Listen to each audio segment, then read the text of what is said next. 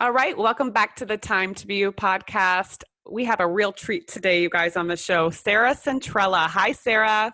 Hi, Laura. Thanks so much for having me on. I'm excited to chat today. Yes, I think we're going to get into some deep, life-changing thoughts. I really do. For any of the listeners that don't know who you are, can you give us a brief background and a little bit about what you do for your business? Yeah, absolutely. So I am a single mom. I have 3 kids. I have identical twins that just started 6th grade, and my son is a sophomore in high school now. And kind of everything that I do started with a big pivotal life shift type moment. And I'll just give you like a really quick little capsule of it because it'll make everything else we chat about today make a little bit more sense. Okay. Because it's really what has brought me to this time in my life and the message that I'm sharing and all of that.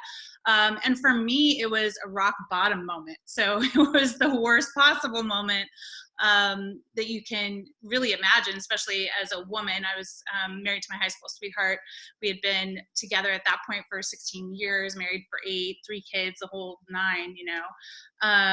And I literally found out he'd been having an affair over a text message back in the day when people didn't text as much as they do now. And it just, ended my world in a second. And not only like ended kind of that romantic side of it, but just from a practical standpoint, like, okay, what do I do? I was a stay-at-home mom. How do I get a job? How do I take care of, my twins were a year old. So it's like, how do you put babies in daycare and just all of that stuff. So it was really just a complete rebuilding of my life at a time, both personally and financially, where it could not have been worse. It was, recession. So already the economy was terrible, finding a job was terrible and all that stuff. So it was just like, I just call it like the perfect shitstorm.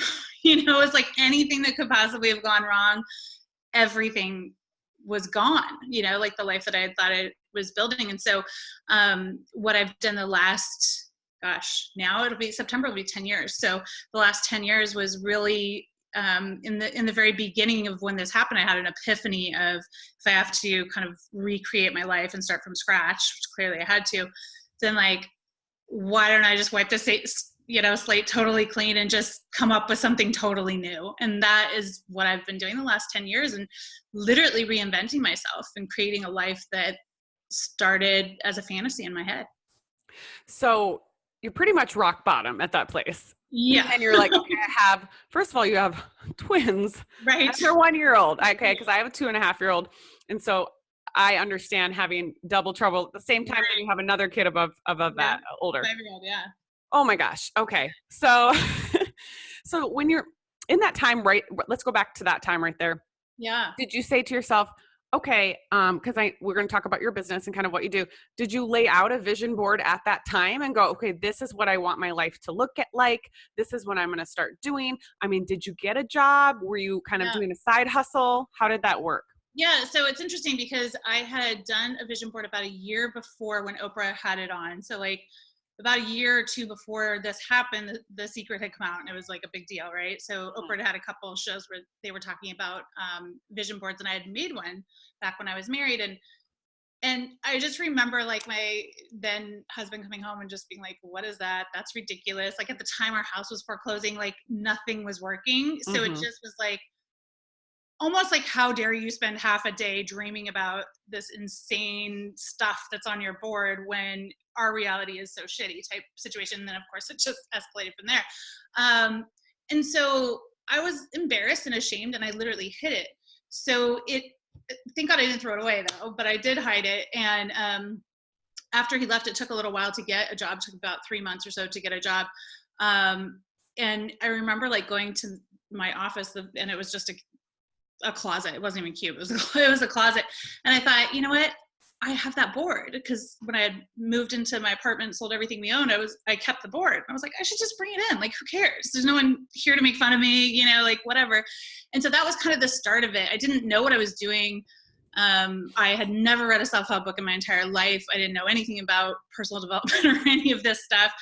Like, literally, I remember watching that same show where Louise Hay was like, you can control your thoughts. And I was like, is she insane? Like, what did she just say? I had never heard of the concept in my life. So I was really starting from, you know, kindergarten level at this stuff and figuring it out as I went along. And it was all just literally figuring it out as I went along. I wasn't then reading and applying. I was just like, let's cover my entire walls with pictures of a life that doesn't exist because it makes me feel happy.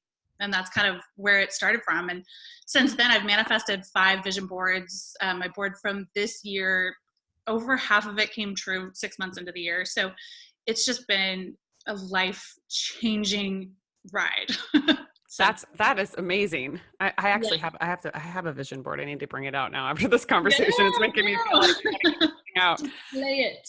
So, you're working at a job, but then you have the vision board and you start, what did you start doing to go? Did you just look at it every day? Did you visualize you at those places, whatever those pictures are on your vision board? And then I know this was, 10 years ago. Yeah. But how did you start transitioning from like working in a corporate job to kind of creating your own destiny, your own work? No, that's such a great question. And I think in the beginning, it all just kind of happened naturally, which is what I teach people now, is like, you don't have to force any of this stuff. I think there's a lot of messages out there like, oh, you have to believe it before you see it. And there's all this stuff, of like all this pressure you're putting on yourself to do it.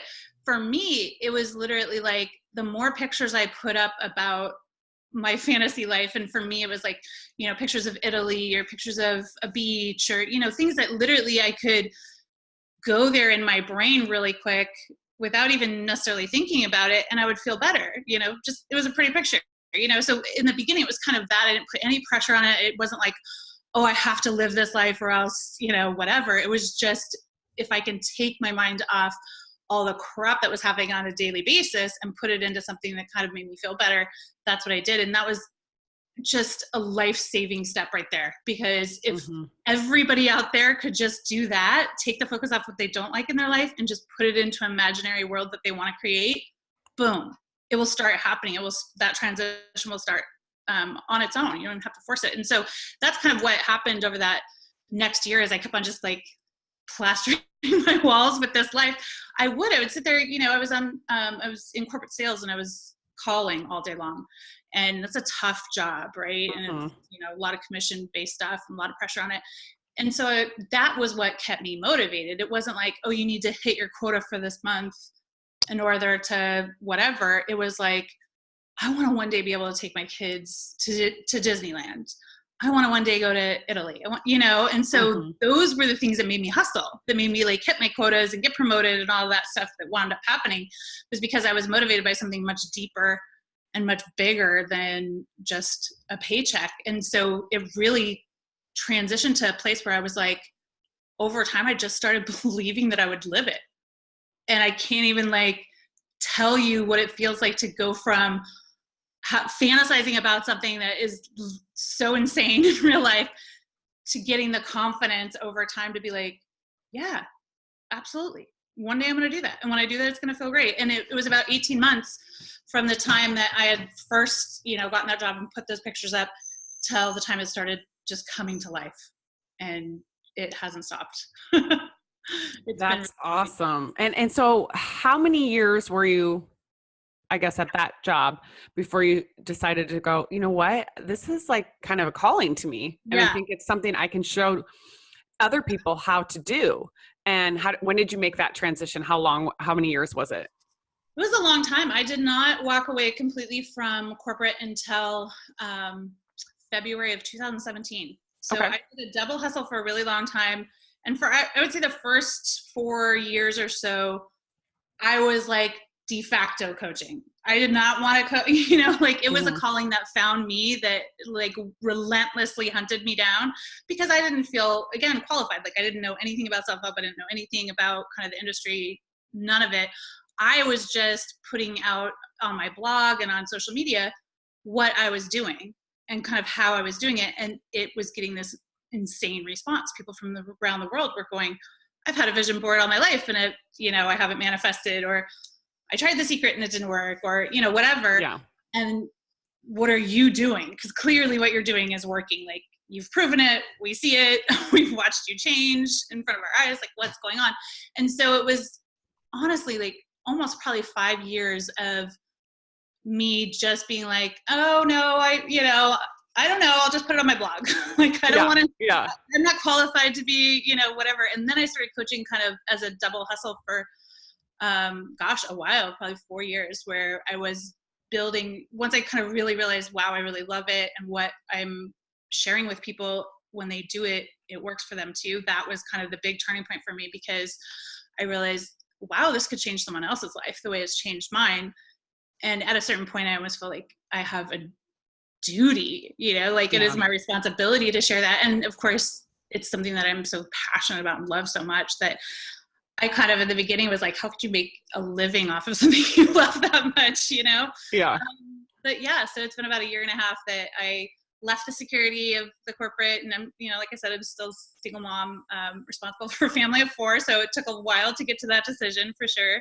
But I'm so glad, so glad that I am every day. I'm so glad that I made that jump. Well, what I heard in there, what came up for me was, it's so funny because so many people talk about, I want to write this blog, or I want to sell this, or I want to coach this, and you just like stepped into it super organically. Yeah. And it's so funny because I tell people that, and even for myself, just be you, just be authentically you and organic. And when you start doing that, the vision and the people come to you, whatever it is. So if it's like you working out or eating healthy, and you all of a sudden start transforming yourself, and all of a sudden people come to you and go, oh, how'd you do that? Can you show me how? Yeah. And I think that so many people, and I've had this fault as well, is when you think about when you're creating a business or you're trying to coach people, you're thinking about, oh, well, what should I do? Or what can I do? And really, if you just tap into what you've done yourself and have it be more authentic, that's when the truest value comes out, and where your customers will come to you as well, more so. I tell people the same thing, because now, since then, obviously I've coached a lot of people who have come to me and said, I have this dream, I want to do what you're doing, I want to speak, I want to write books, I want, to blog or whatever. And I'm like, well, then why haven't you done it? Like, show me your stuff, show me your vlog, show me your video channel. They're like, oh, well, I'm practicing, I'm getting good at it. And I think, like, if more people realize that no one is going to give a shit until you've already, like, established yourself and built a brand, literally what you're going to be beating your head against is just trying to get people to see it in the first place in the beginning. So I think people are so scared that when they start out, they're not going to be good enough, right? They're not going to be good enough or people are going to say, how are you qualified? Literally no one's going to care. Like, and if they do, that you're amazing. Like, that's the magna cum laude. So it's like, stop allowing that fear to get between you and actually practicing your craft. Because the more you do it, I mean, if you read my blog back in 2009 when I started it, it's embarrassing. I was a terrible writer. Terrible writer. I never thought I was a writer. I didn't claim being a writer until really my book came out. And I was like, oh, I guess I can say I'm a writer now, so it's a process, and it's fine. It's okay. You don't have to have that much pressure, I think, on yourself. I think people just put too much pressure on themselves. Well, and I always keep hearing, just recently, they say, launch when it's broken, when it's not perfect, when it's messy.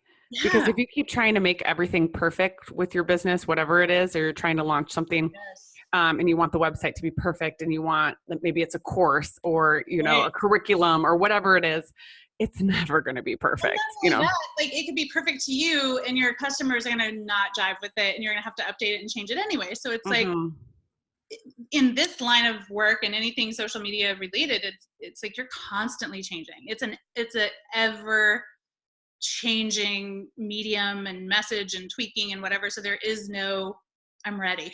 It just doesn't exist, I don't think. No, I don't think so. And I think that's just a learning practice for everyone. We're always going to come up to those blocks and go, oh, I don't know. I don't think I'm good enough. But I feel like stepping into that fear and just going with it. And if someone says something about it, well, whoop-de-doo, Trust me, I've changed my crew many times on this journey. So you're talking about your book that you came up with. What are some of the steps that you discuss in the book for, let's just say, someone that's kind of stepping into this world, the self-help world, and unlocking some of the boundaries that they have? Yeah. And